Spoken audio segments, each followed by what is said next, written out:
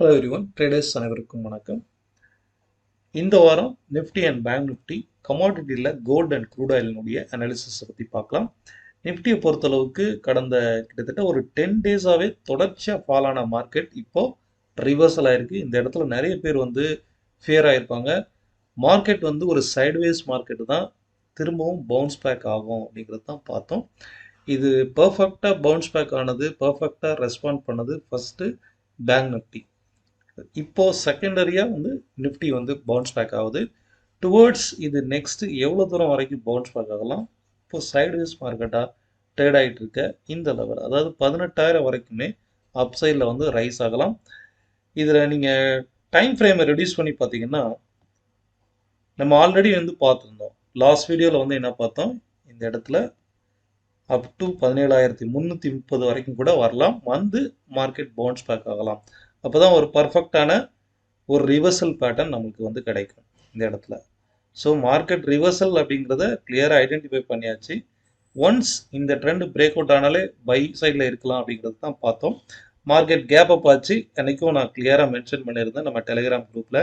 Market கிளியராக sideways அப் ட்ரெண்டில் தான் இருக்குது அப்படின்றத. கண்டினியூஸாக ரைஸ் ஆகிருக்கு. Okay, so here after positional support அப்படின்னா 17,450 ஒரு பொசிஷனல் சப்போர்ட் ஆகும்.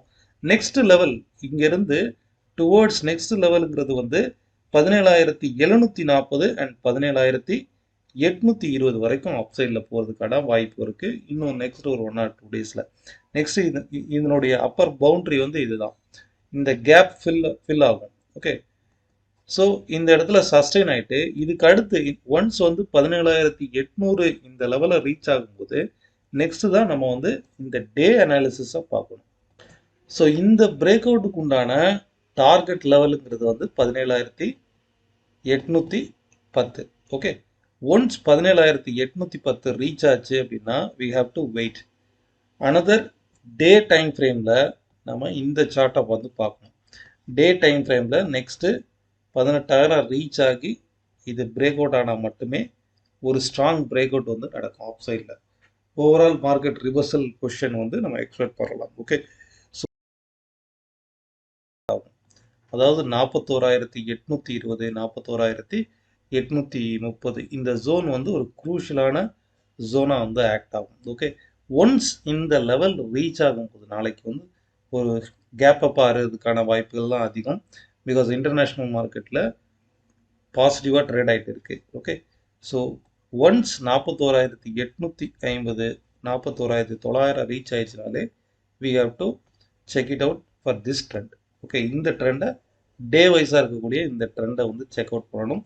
ஃபர்தராக 42,100க்கு மேலே ஒரு டே கேண்டில் க்ளோஸ் ஆகும்போது மட்டும்தான் பொசிஷனலாக மார்க்கெட் ரிவர்சல் கொடுக்க போகுது. இது வரைக்கும் இங்கேருந்து இது வரைக்கும் சைட்வேஸான வந்த மார்க்கெட்டு பொசிஷனலாக ரிவர்சல் ஆக போகுது அப்படிங்கிறத நம்ம கன்சிடர் பண்ணிக்கலாம். செக்டார் வைஸ்ன்னு பார்க்கும்போது நம்ம லாஸ்ட் ஒரு 2 டேஸாகவே கிளியராக மென்ஷன் பண்ணிட்டு இருக்கேன். பிஎஸ்யூ பேங்க்ஸில் ஃபோக்கஸ் பண்ணுங்க அப்படிங்கிறத. ஸோ பிஎஸ்யூ பேங்க்ஸ் பாருங்கள், ஸ்ட்ராங் மொமெண்டம் பிஎஸ்யூ பேங்க்கில் தான் இருந்திருக்கு.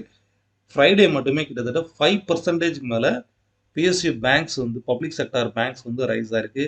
ஹியர் ஆஃப்டர் இந்த வாரமோ ஆர் மண்டே நீங்கள் ட்ரேட் எடுக்கும் போதும் பிஎஸ்யூ பேங்க்ஸில் ஃபோக்கஸ் பண்ணுங்கள். மினிமம் பார்த்தீங்கன்னாக்கா மண்டே 4,050ங்கிறது ஒரு ரெசிஸ்டன்ஸ் ஆகும். ஃபர்தராக இந்த ரெசிஸ்டன்ஸ் ரீச் ஆனதுக்கப்புறம் டே வைஸாக க்ளோஸ் நடக்கா அப்படிங்கிறத வெயிட் பண்ணி பார்க்கலாம். பப்ளிக் செக்டார் பேங்க்கில் முக்கியமாக எஸ்பிஐ பார்த்தீங்கன்னா ஆல்ரெடி ஒரு சைட்வேஸ் மார்க்கெட்டில் ஷார்ட் டேர்ம் பிரேக் அவுட் நடந்திருக்கு. ஸோ இந்த இடத்துல பிரேக் அவுட் நடந்திருக்கு. டுவர்ட்ஸ் நெக்ஸ்ட் எவ்வளோ தூரம் போகும்? அடுத்த ரெசிஸ்டன்ஸ் 582 வரைக்கும் மினிமம் ரைஸ் ஆகிறது பாசிபிலிட்டிஸ் இருக்குது. நெக்ஸ்ட் பப்ளிக் செக்டார் பேங்க்ல one of the most highly momentum stocks அப்படின்னா கனரா பேங்க் சொல்லுவேன். கனரா பேங்க் ஆல்ரெடி இந்த இடத்துல பிரேக் அவுட் ஆயிருக்கு பாருங்க. ஆல்ரெடி இங்கே பிரேக் அவுட் ஆயிருக்கு. ஸோ இந்த ஸ்டாக்ல இந்த வாரம் ஃபோக்கஸ் பண்ணி பாருங்க. ஃபர்தராக அப்சைடு போகிறதுக்கான வாய்ப்பு இருக்குது. 350க்கு மேலே அப்சைடு ரைஸ் ஆகிறதுக்கான பாசிபிலிட்டிஸ் இருக்குது. நம்ம கண்டக்ட் பண்ணக்கூடிய direct class and online class coming Monday March 6th start ஆகுது. ஈவன் ஆன்லைன் கிளாஸ் நாளைக்கு ஸ்டார்ட் பண்ணுறதா இருந்தது. உங்களுடைய ரிக்வஸ்டின் பேரில் மார்ச் 6க்கு வந்து போஸ்ட் பண்ணியிருக்கிறேன். கம்மிங் மண்டே வந்து online class and direct class start ஆகும். இன்ட்ரெஸ்டட் பீப்புள் என்ரோல் பண்ணிக்கலாம்.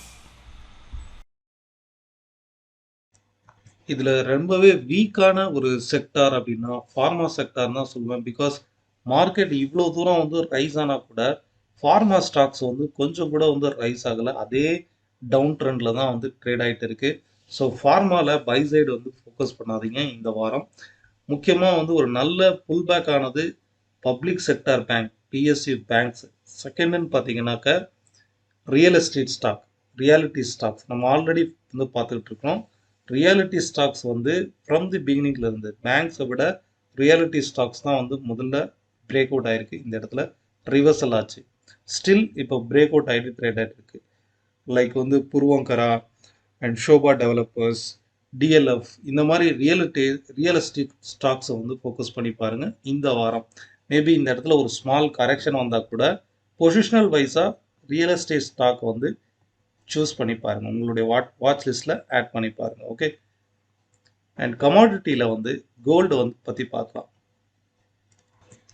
கமாடிட்டியில் கோல்டு ஃபியூச்சர்ஸை பொறுத்தளவுக்கு பொசிஷனலாக வந்து 53,500 வரைக்கும் டவுன் சைடில் வந்து ஃபால் ஆகலாம். இதனுடைய லெவல் வந்து பிகாஸ் இந்த இடத்துல ஒரு ஸ்ட்ராங்கான ரிவர்சல் ஃபார்மேஷன் வந்து நடந்திருக்கு.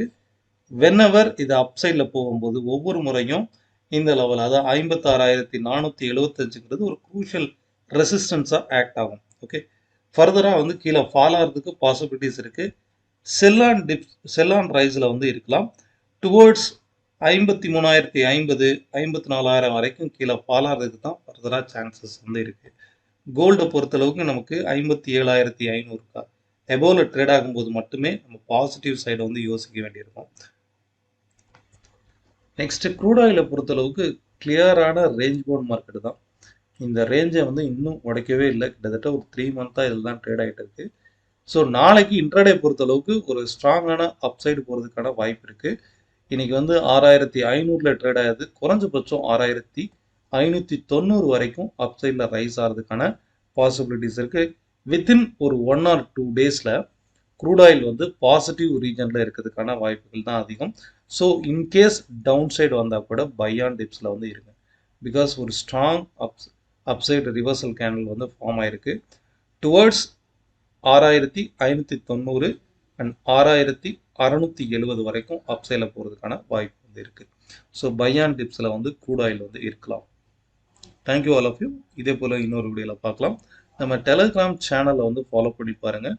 பிகாஸ் ஒவ்வொரு மார்க்கெட்டுடைய லெவல்ஸ்லையும் சரி, ரீசெண்டாக கூட நான் நிஃப்டி வந்து கொடுத்தது எக்ஸாக்டாக அந்த ஹை வந்து நிஃப்டியோடைய ஹை வந்து அதுதான்.